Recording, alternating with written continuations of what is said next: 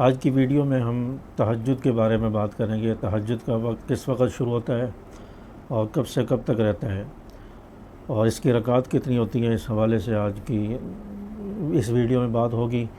Video آپ مکمل دیکھیں گے تو آپ کو بات سمجھ آئے گی۔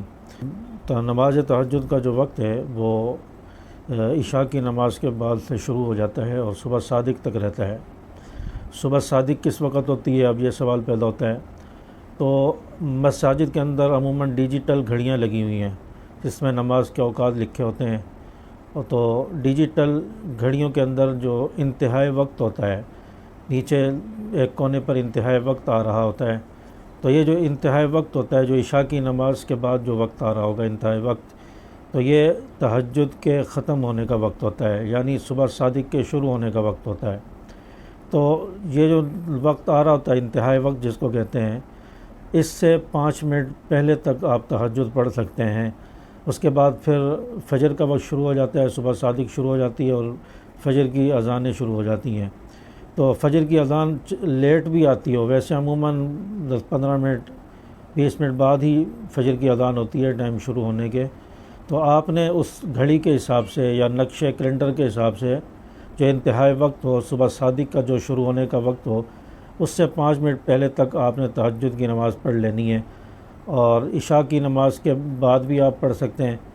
عشاء کی 2 سنت پڑھنے کے بعد، فرضوں کے بعد 2 سنت پڑھنے کے بعد آپ تہجد کے نیت سے نفل پڑھ لیں اور آخر میں وتر پڑھ لیں، تو اس طرح بھی آپ کی تہجد ادا ہو جائے گی۔ لیکن افضل طریقہ یہ ہے کہ رات کے آخری پہر میں پڑھی جائے۔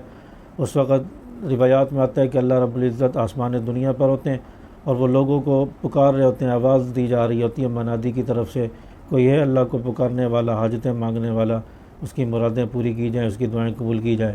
تو وہ آخری وقت جو ہوتا ہے یا درمیان کا وقت جو رات کا، اس میں جو ہے زیادہ فضیلت ہے تہجد پڑھنے کی، اور اٹھ کر اگر انسان پڑھے تو اس کا ثواب زیادہ ہے نیند سے بیدار ہونے کے بعد۔